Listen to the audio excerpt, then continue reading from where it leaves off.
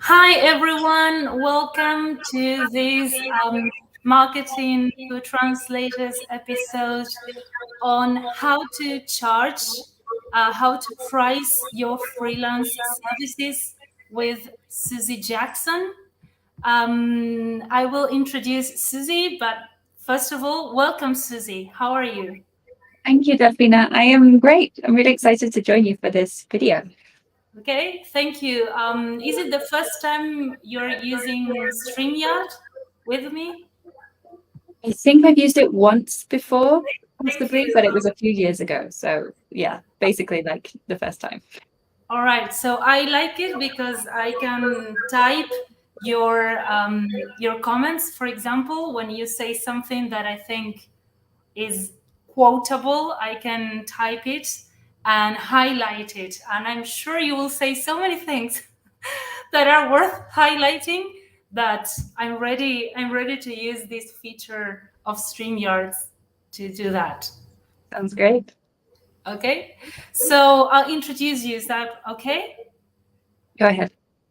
All right, so Susie is a finance and pricing mentor to freelancers, helping them to figure out how much they should be charging and how to manage the financial side of their business so they can earn a decent living doing what they love. She also works freelance as a copy editor and Spanish to English translator, specializing in academic texts for the social sciences. She wants to see a future where every freelancer feels supported and empowered, and she believes connection and kindness will get us closer to that reality. That's why Susie uses her knowledge and skills to support freelancers to achieve their goals and create businesses that align with their own values while supporting them financially. You can find out more about Susie's Charge with Confidence program and other services for translators and freelancers in general on her website www.susiejackson.co.uk and on her Instagram profile, which is instagram.com/the.organized freelancer. I will leave these URL links down below in the description of this video so you can directly click on them and access Susie's profiles. So, Susie, welcome again. I'd like to know, where are you right now? So, thank you for the introduction. Right now, I'm actually in Mexico in a city called Aguascalientes. So, I'm British and my business is registered in the UK. I'm based in the UK, but my partner is Mexican. So I spend kind of long chunks of time. And particularly during the pandemic, when travel wasn't really possible, I arrived here in February 2020, and then everything kind of went mad. And I ended up spending nearly 2 years here without being able to go back to the UK. So I feel almost Mexican at this point, but yeah, very happy to be here in Aguascalientes at the moment. And how do you like it? How do you like this change that was kind of a result of, well, the world's circumstances? Um, yeah, I've always been a homebody, so I like to be at home and not have too much disruption or too much change. And actually, with the pandemic meaning that travel wasn't possible, I actually found that I settled into life here really well. Having a home base and not having to travel so much was kind of a positive thing, although obviously it was difficult with not being able to see my family and everything. But no, life in Mexico is great. I love it. And I guess that being so organized as you are is key when such a life change occurs, right? Yeah, it's definitely useful, but at the same time, I have to kind of release a bit of the control being here because things don't work in the same way that they would work in the UK a lot of the time. And if I try and control things too much, it just stresses me out. So I've had to kind of learn to go with the flow a little bit more being in Mexico than I did when I, was in the UK all the time. All right. It makes sense. So you've been mentoring freelancers on finance and pricing for years now, right? I think, what was it that you started 2014, wasn't it? Something like that? So the mentoring side of things, I started in 2019, but I went Ah, freelance as a translator in 2015. So yeah, I've been yeah, doing that for 7 years now. Yeah. yeah, that I got mixed up with the years. So you have experience and you are very empathetic, or empathic. Which one is it? I'm not sure. Empathetic. Yeah. Empathetic. My intuition was right, and I know because I worked with you. I hired you for one of your one-on-one mentoring sessions on finances. So, and I would very much recommend them. So, I was wondering if you could tell us what are some of the main struggles that most freelancers are facing when it comes to pricing their services. Mm. I think when it comes to pricing, the biggest one I see is a real anxiety around having to discuss money with potential clients. So it kind of manifests itself as physical symptoms in the body when you think about having to enter into negotiations or put together a quote, because I think a lot of people struggle to know whether the prices they want to charge are appropriate or whether they are maybe undercharging or whether they're going to be overcharging and the client's going to run away. So I think people aren't very confident in the actual prices that they're going to quote, and therefore it gives them real anxiety thinking about having to have that conversation, even to the point where it puts them off from marketing their services sometimes, because it's so bad that they think, if I do this marketing, that's going to mean potentially clients coming to ask me how much I charge, and I don't want to have that conversation. And so it can be not necessarily such a conscious thought process like that, but it definitely happens where it stops them from taking action in other parts of their business. So there's that side of things. There's also feeling kind of helpless or powerless in the relationship with their clients. And I see this a lot among translators who work predominantly with agencies, where they really feel like they have no control over what they can earn for their work, and their client dictates all of the terms and all of the prices, which doesn't have to be the case. And I work with people on this a lot, but I do think it's a really, really common feeling among translators who work with agencies. And then the third kind of big struggle I see is not specific to pricing, but finances more generally in business. And it's a feeling of overwhelm. Like they don't really understand how to manage the numbers or the money in their business. And they kind of put off ever looking at it because they just find it too scary and too overwhelming. But the longer they leave it, the more overwhelming it becomes, because then you have to deal with so much more backlog that's not organized and not kind of necessarily in the state that you would want it to be. So those are probably the three biggest issues I see. All right. I feel identified with all of them as a freelancer. I think that it doesn't matter where you are in your career, everyone experiences at least one of these symptoms, let's say, of losing control, of these anxious feelings, fear. It's all connected with fear, right? Of not quoting the right price, of of its actual fear, right? So your answer just shows that you very well understand who you are serving, right? And that's not the usual case. Sometimes with freelancers, there's also a marketing issue here where many people want to charge more, earn more, get more clients. But when you ask a freelancer, the typical freelancer, all right, so who is your client? Where is he based, and what are his or her or their typical fears, challenges, ambitions, objectives? Well, many people have issues specifying. It's not that they don't know, they know, and they kind of have like an idea.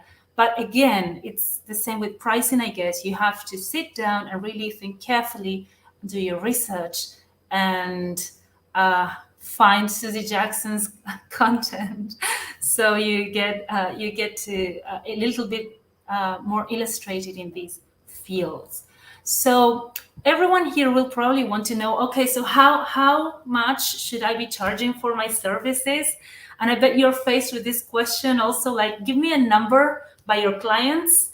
And so how should we price our services as freelancers, Susie? Yeah, you're right. I get this question a lot. I get messages on LinkedIn, I get emails from people saying, "Oh, I've got to have this negotiation with a client. How much should I quote?" And honestly, I cannot tell you. I think when a lot of people start out freelancing, they have no background in running a business or having had to price their services before, because either they're coming straight from university having studied languages and then are going into freelancing, or they've worked in employment where they had a salary that was dictated by the employer. So they don't really have this experience of having to put a price on their own services or value themselves in this way that feels quite personal. And so it's really natural when you start out to want to find some kind of external indicator of how much you should be charging. It's perfectly natural, but I really, really, really do not kind of recommend setting your prices in this way. And the reason for that is, if you are looking to what other people are charging, whether that's a specific freelancer who you know, who you're asking for advice, or industry average rates, if you can find those on pros.com or wherever that might be, looking at those kind of external indicators of how much you should be charging doesn't work long term in terms of making sure that what you're charging is sustainable financially for your business, because you have no way of knowing what those other people's circumstances are. So, as I said, whether it's asking a particular person or looking at industry averages, Yeah. you don't know whether those people are earning enough to invest money back into their business and things that they want to spend money on. You don't know whether they're saving for retirement in any way, or whether they've not thought that far ahead. You don't know whether they live in a place that has a lower cost of living than you, so therefore their kind of personal outgoings are, or their personal financial requirements are lower from their business than what yours would be. You don't know if they're working incredibly long hours just to make ends meet. You don't know whether, maybe they aren't financially dependent on the income from their business, whereas maybe you have to support your family financially single-handed. So, everyone's circumstances are different. And this is why I don't recommend setting your prices by looking at what other people are charging, because if you just charge the same as someone else, but your circumstances are totally different, then you could never being able to earn enough from the work that you're doing for your business to be able to support you financially. And if it doesn't support you financially, then it's an expensive hobby, it's not a business. So it's really important not to just set your prices based on what you see other people charging, and instead to do the work to really understand the numbers for your situation. So I would also argue that what other people are charging isn't really all that relevant, because even if you look at another freelancer who is also a translator in your language pair and who has the same number of years of experience, for example, I would argue that even then, when you're that kind of similar, maybe you work with different types of clients. So maybe one of you works with agencies, whereas one of you works with direct clients. And in that case, the prices that you're charging should reflect the time commitment that you're having to put into those client relationships. Or it could be that one of you is working with individuals, is working with large multinational companies, in which case the budgets of your clients are likely to be quite different too. So looking exclusively at what other people are charging, it doesn't necessarily reflect what you should be charging your clients. And then there's obviously this whole debate within the translation industry of, prices being pushed down, people complaining about that. And honestly, if we're always looking to what other people are charging and trying to remain competitive with that, we're just contributing to the problem. Because if the only thing that determines your price is you looking at what the average is and then trying to kind of maybe go slightly lower than that to win the work, Hmm. time those prices just being pushed down.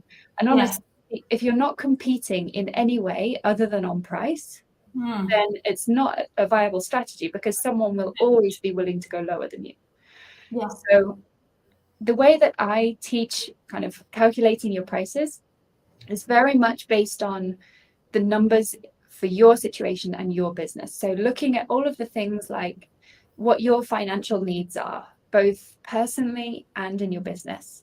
So that could include, your personal outgoings from month to month, like mortgage or rent payments, bills, food, travel, clothes, all of those things. And then also the expenses that you have within your business. So the software, the training, all of those things that you need to be able to pay for. Do you want to contribute to a pension or save for retirement in some way? How much are you going to have to pay in tax? Do you have anything else like taxes that are kind of compulsory contributions that you have to pay through your business? What does all of that come to as a figure for the year, as an absolute minimum that you need to earn in order for your business to be financially viable? And once you know that, the other element of it is how much time do you realistically have to be earning this money? Because I think it's really easy to fall into the trap of thinking that you can spend all day, every day on client work. But that's just not true. We're running businesses and we have other things outside of the client work that we have to be able to fit in. So trying to kind of work on the basis of, I can do 40 hours a week of client work, you're going to burn out if you try and Yeah. do that. So Yeah. you have to do these calculations with a more realistic figure in mind in terms of how many hours a week is sustainable for you. How much can you do consistently over time and not just be exhausted? And then also making sure you're building an allowance for holiday and for sick leave and things like that, which if you were in paid employment would be accommodated in what you're being paid. So we have to build in all of this and use all of those numbers I just talked about to figure out how much an hour of your time has to be worth in order for it to make financial sense to take on a project. So that is very much the methodology I teach. And it's very different from just looking at what someone else is charging and going with something along those lines. Thank you. Such a comprehensive response to my question. And besides, you went beyond because you went the extra mile. I was about to ask you about that post because Susie has a post. Please scan through her content on Instagram. It's super valuable. I can't recommend it enough. She has a post on this idea of all the reasons why. She mentioned some now because we are under time constraints, but there are others why looking at what someone else is charging is not always the best idea, may not always be the best idea or the best unique source for considering how much you should be charging. In my country, in Argentina, and in many countries, in the case of translators, we take the word of freelance translators associations so much to heart. It's one thing to consider, but why not go beyond that? Especially when your own fixed costs, your own opportunity costs, and your other costs may require you to charge more. We are so afraid of losing the next client that we are willing to even say yes to discounts that are not fair for us, really, or say yes to underpricing. So the next question, and right after this, I'll go with Hugo Martinez's question, is when should we offer discounts? You've already discussed this on your social media platforms, but could you give us a general guidance on when it would be okay to say yes and how to not look like unprofessional when we say yes to a discount. Yeah, so I think there are kind of, there's something just to say briefly here before I get into that answer, which is, it's one thing if a client is asking us for a discount, but I think that what a lot of us do just through lack of confidence is that we assume a client is not going to be able to pay the rate that we want to charge, and so we discount that price even before they've asked for a discount, because we're making assumptions about their budget. And we have to be really careful here not to do that, because I think, you know, if a client can't afford to pay what you want to charge and they want to work with you, they will ask for a discount in most cases. So don't assume that that's going to happen before they've even asked for it, because you could be talking yourself out of money if they actually do have a budget to pay the full amount. So it's just a quick point to make first. I would say, you know, when and whether to actually accept giving your client a discount really depends on how you've set your rates. So if you followed this methodology that I just described and you've worked out what you need to charge, you know, what an hour of your time needs to be worth in order for any project to be financially viable, if you've done those calculations and you know what your absolute minimum is that you can accept, then if a client wants you to go lower than your minimum, then at that point, it's quite an easy decision to say, I need to walk away from this. This is not a good option for me financially. And if you're in a situation where you're really desperate for that income, then you could make the decision to accept that lower price, but with, you know, in the full knowledge that if you do so, you're going to have to make up that income in some other way. So either you're going to have to work longer hours than you wanted to when you set your rates, or you're going to have to find other clients who can pay substantially more in order to compensate for that. So it kind of gives you that clarity on what the trade-off is if you accept less than your minimum on any given job. If you haven't set your prices in this way and you've gone with looking at what other people are charging, then it makes it a lot harder to stand your ground in that way. So I would say, make sure that you do those calculations to give yourself that confidence. But in order to avoid kind of devaluing your services by just saying yes to a discount and looking unprofessional, then the kind of key strategy that I always recommend is making sure that you get the client to give something up in exchange for a lower price. So a negotiation is a compromise. And by definition, that means one party gives one thing up and the other party gives something else up in order to find a solution that is mutually beneficial.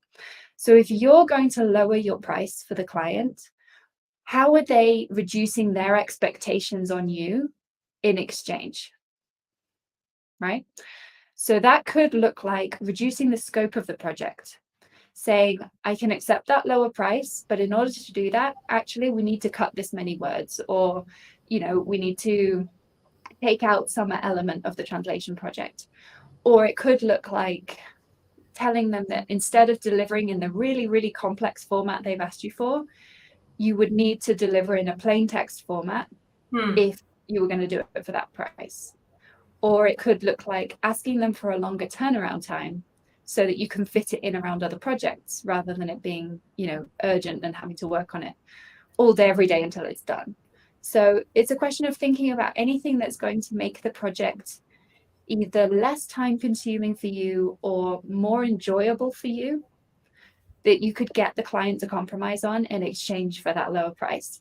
And actually what I recommend doing is including a couple of options in your quote right from the beginning.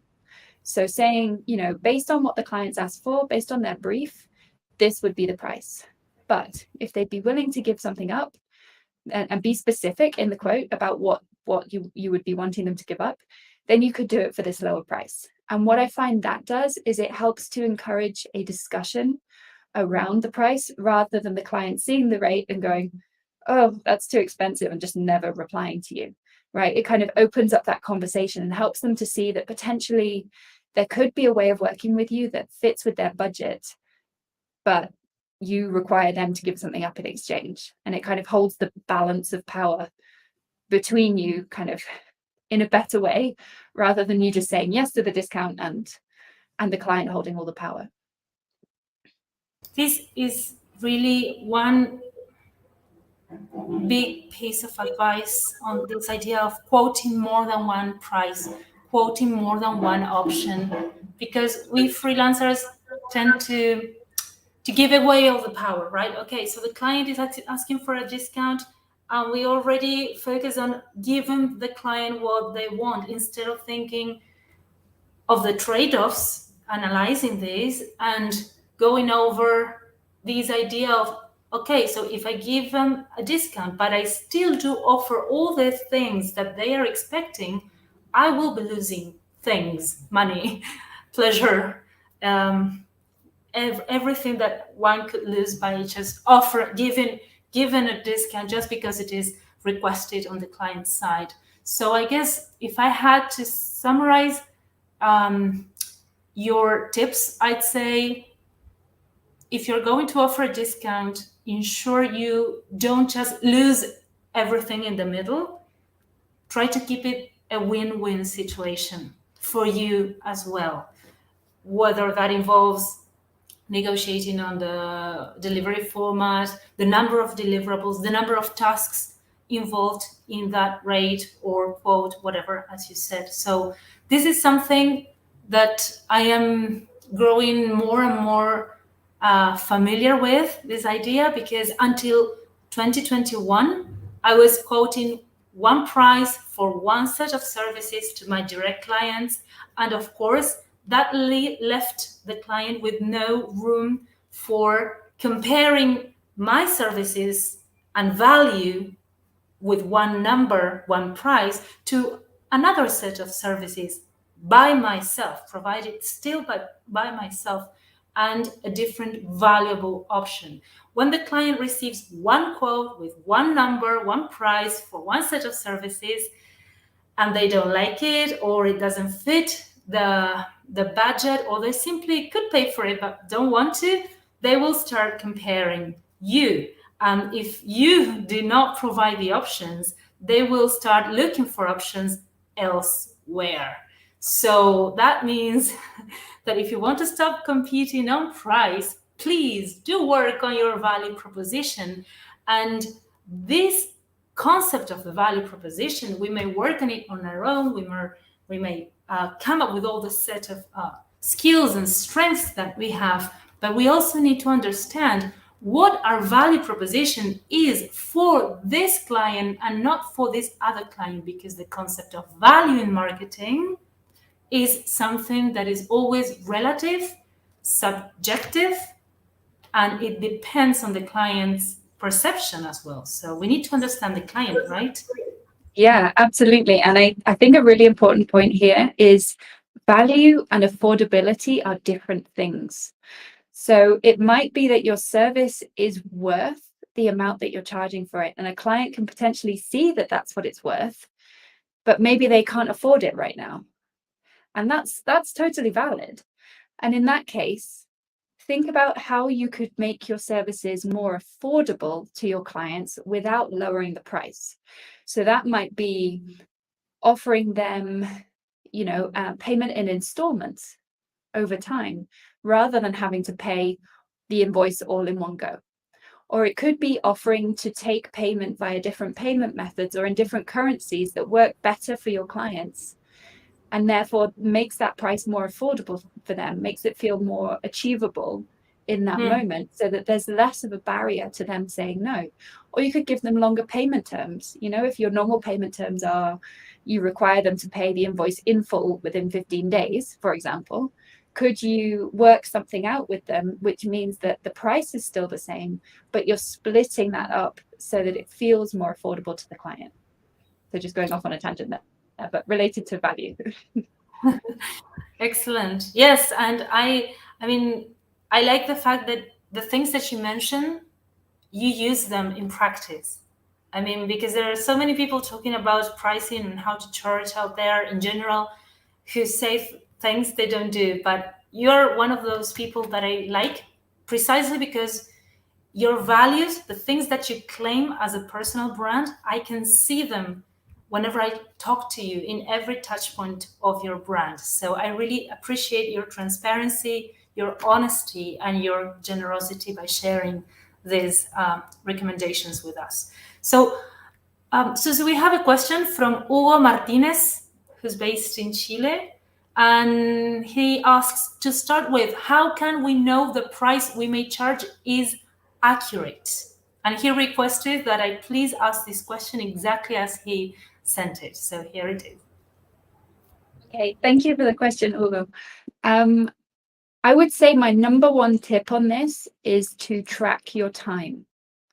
So by tracking the time that we spend working on our client projects, we can then understand how profitable each client is or each project is. So when I say this, I mean, obviously, when you're agreeing a price with a client, you don't have the time tracking data at that point because you haven't completed the project yet. So you agree the price, and at that point, you have no way of knowing whether it's accurate. But then as you complete the project, if you track the amount of time you're spending on that project from beginning to end, then at the end, you can understand how much you earned per hour for the time you spent on that project. And if you calculate the prices that you need to charge based on your circumstances, like I explained earlier, so your financial requirements and the time you have available, that will give you a figure for an hourly rate that you need to be charging in order for any project to be worth your while. So if you've done those calculations, at the end of any project, you can check with your time tracking data and understand how that project worked out for you financially based on how much you earn per hour for that project, and compare that to that hourly rate that you knew you need to be earning for a project in order for it to be financially worthwhile. So it's the kind of thing where the more you do this over time, the more you kind of track your time as you're working on projects, the more accurate your quotes will start to become, because you'll be able to more accurately predict how long different types of projects are going to take you. So yeah, time tracking is the key, and I recommend it to all of my mentees. Thank you, Susie. And would you say it is always true, or almost always true, that if a client says yes from the word go to our quote, it means that we are underpricing? I would say in many cases, yes, that's true. I would say not always. You know, some clients will feel like it's a bit of a stretch for their budget, but they'll say yes without trying to negotiate because culturally they're not used to negotiating. I think in some cultures it's more common than in others. So we have to have that awareness of who our clients are and what their culture is like around those kinds of things. But I would say if you never hear no, then you're undercharging. Good, good.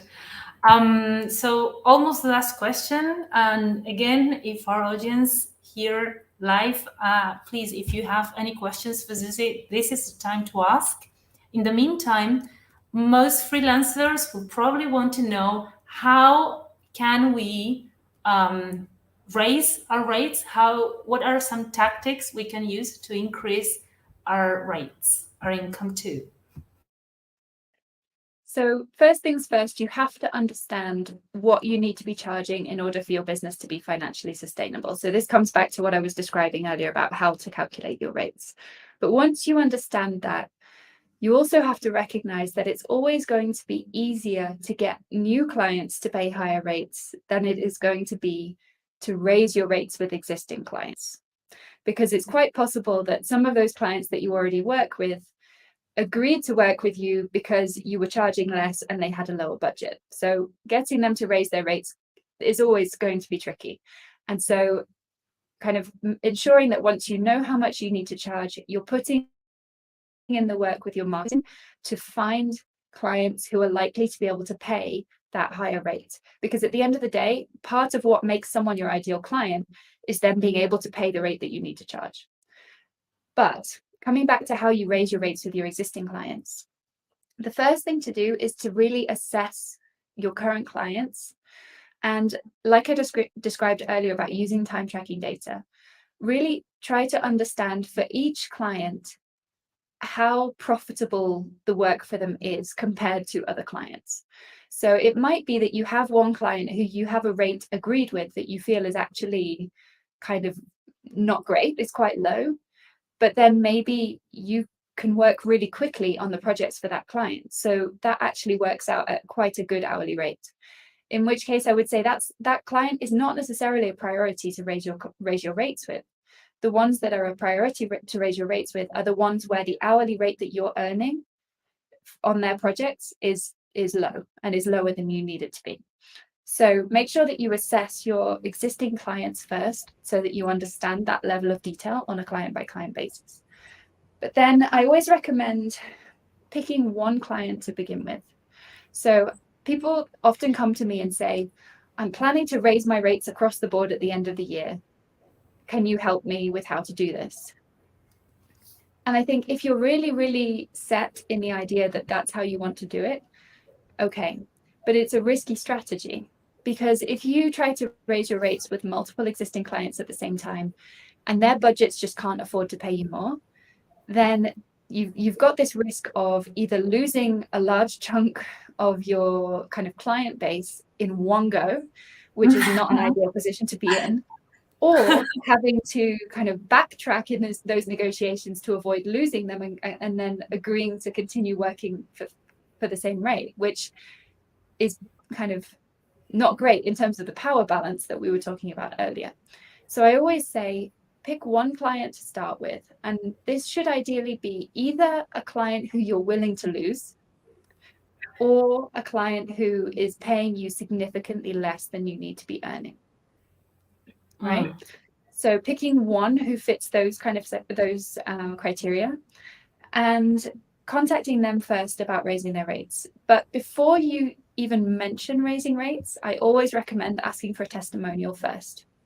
Because if you haven't got a testimonial from them, it will really help to tell you what exactly they value about the work that you do, which will give you a confidence boost because it will make you realize that they do appreciate the work that you do for them.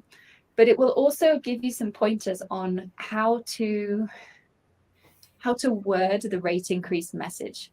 So it might be that one of the things they say in the testimonial is, we really love working with Delphina. She always manages really quick turnarounds for us, which is really important because we have tight deadlines, blah, blah, blah. And if they say something like that, then when you're messaging them about when you're emailing them about the rate increase, you could say, I'm getting a lot busier with my day-to-day workload. And in order to be able to accommodate those fast turnarounds, which I know are really important to you, I'm going to need to increase my prices. Right? So taking what they tell you about what they value in your service and building that into the kind of justification for the price increase. So start by asking for a testimonial if you don't already have one, and then raise the price, but one by one, not with all of your clients at the same time. I love this because you basically gave us even the email copy or just the words, because many people want to raise their rates with their existing clients and they don't know how to actually communicate the idea in a way that doesn't sound off to the clients. So this idea of asking for the testimonial first is great. You will learn the value that you're giving to this client. And also, it never hurts to have yet another testimonial on your LinkedIn profile, right? Mm-hmm, exactly. And it really serves as a confidence boost to go and raise your prices because you know that the work that you're doing is valued. We so need confident boosts. Mm-hmm. We so need freelancers confident boosts to go for it. So yeah, really thank you so much for this word of advice. So Giovanna Fazio has a question here. She says, thank you for this talk. It's been incredibly useful. So thank you, Susie. What was your marketing strategy when you first started in the profession, meaning having zero paid experience? Great question. I am not a marketing expert by any means. When I started out, I was freelancing part-time alongside a full-time job as a university administrator. So I was not financially dependent on my business at this point.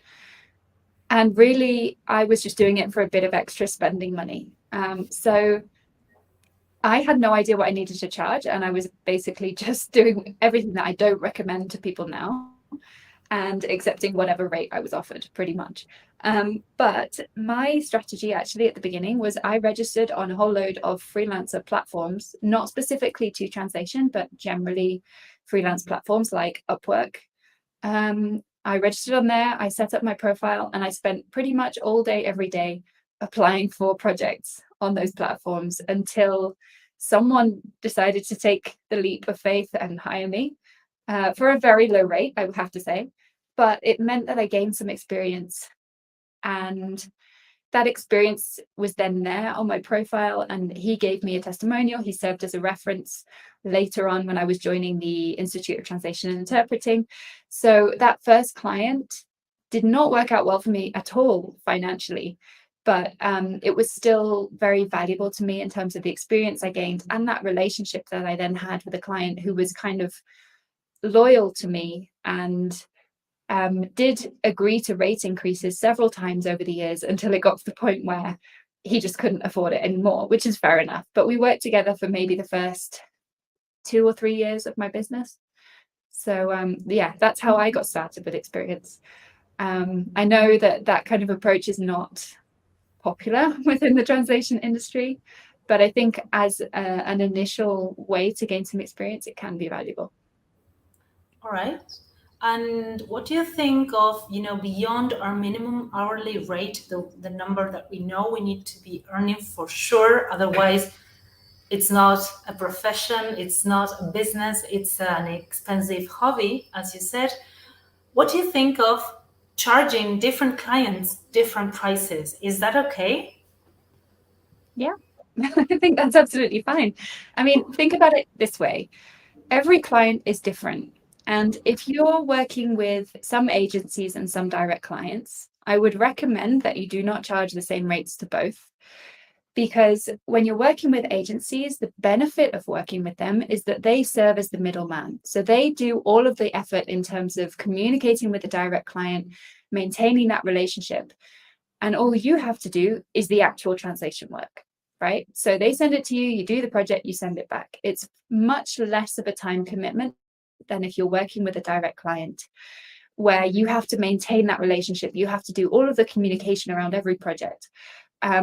So if you're working with a direct client, the time that you're having to put into any given project is much higher. And therefore, the rate that you should be charging should be higher accordingly. So that's one consideration. Every client is different in terms of how much time you're actually going to have to put into that relationship. And that's where, again, time tracking data is super important. But I would also say that it's perfectly valid to have different prices for different clients if they are based in different countries. Like clients, for example, where you are in Argentina, probably have lower budgets than clients in the US, for example. So it makes total sense that even if the rates that clients in Argentina could pay you would work out okay for you financially as a freelancer, it makes total sense for you to charge more to those clients in the US because that's business. If they can afford to pay it, then why not charge it? Right? Right. So I see Right. no issue at all in having different rates for different clients. The key is just making sure that you're earning at least your minimum on every project you do. Thanks. So one last question, which has to do with your Instagram alias. You, Susie, are one of the most organized freelancers I know. So I was wondering if you could share any tools or any methods, apps, whatever you use to track your time, to track and record everything or most of the things that we need to track and record, productivity wise and business wise. Mm-hmm. Yeah, I talked about time tracking earlier, and the tool that I recommend most widely is called Toggle, Toggl. It's a free time tracking tool, and they have a mobile app as well as a desktop version, so you can track kind of anything that you're working on. And you have to remember to turn it on and off as you start and stop your work, which some people struggle with. It's kind of a habit that you have to get into. And if you do find that you're struggling with it, there is another tool called Rescue Time, which tracks everything automatically, and then you can go in later and label things. So you don't have to remember to turn it on and off. It's more of a kind of automated thing that happens in the background. So that could be useful. I think they have a free trial, but I'm not sure that that one's free to use. So that's why I don't recommend that one first. More widely, beyond tracking your time, I think it's really, really important to track the money that's coming in and going out of your business. So your income and expenditure. And I think that I said right at the beginning that many freelancers find their finances overwhelming. But I think that one simple thing that we can do is get into the habit of recording our income and expenditure for our business. You know, if not every day, maybe once a week. So looking at your online banking or your bank statements and keeping a really simple record of what's come in and what's gone out without attaching any kind of emotion to those numbers, but really just seeing it as black and white that you're recording in a spreadsheet so that you are familiar with what is happening in your accounts. Because I always say familiarity breeds confidence. And the more you kind of see what's happening there, the more in control you will feel. So tracking income and expenditure is really important. And I have a free income and expenditure spreadsheet on my website that people can download if they want help with that. Okay. And then the final thing is details of your client work and your projects, and obviously your client's information and all of that kind of thing. And you can do this in a number of different ways. You can have a spreadsheet where you try and record all of these details, or you can use more of a project management CRM type tool. I used a spreadsheet for years at the beginning of my business until it got to the point where it was so big that it just got really slow. And now I use a tool called ClickUp, which is a task management app, super kind of customizable to what you want to use it for. I love it so much. I've been using it for about 2 years now. And I now use that to track the details of every single project. It has time tracking features built in. Basically it just does everything I need it to. But it is quite a comprehensive tool, and it's not specifically designed for translators. So it might be that you try to use it and you find it a bit overwhelming because of how much it can do. So if that's the case, I often recommend LSP Expert, which is designed specifically for translators by translators, and it's a project management tool which allows you to track your time there within the app for each of your projects. And it also allows you to do invoicing within the software too. So for any project, you can say create an invoice and it will create it and you can send that off. So LSP Expert is another great tool specifically for translators if you are looking for something along those lines. Excellent. So we've reached the end of this episode. I've been trying to keep up with all the tips that you've been sharing through, taking down notes and typing and putting these on screen. Thank you so much, Susie, for joining me. Thank you for your patience with my own lack of organization in some cases. I must say, yes, you've been super patient and kind and helpful. And well, I really hope that this has been useful for the audience. I'll definitely keep talking about this on social media, do the podcast episode, share with you so you can share with your audience. And thanks again for being here. Thank you for having me. It's been great. And we've had some brilliant questions. So thank you to everybody who submitted those. Yeah. Thank you. Bye-bye. Bye. Oh, sorry. We have one comment. Thank you so much, Susie and Delphi. I'm just starting in the business and your content is awesome. So do follow Giovanna and everybody who's listening to the replay too. Do follow Susie Jackson on Instagram at The Organized Translator. The Organized Freelancer, isn't it? Organized Freelancer, yeah. Yeah. And you can Google her name, Charge with Confidence, her program. You'll find tons of content. And I will share the link to her free resource, the spreadsheet that she mentioned, in the description of this video below. So you can stay in touch with her and still learning from her, because there's tons of wisdom we can use from Susie, and I really hope you do that. Thank you again, and see you soon. Thank you. Bye. Bye.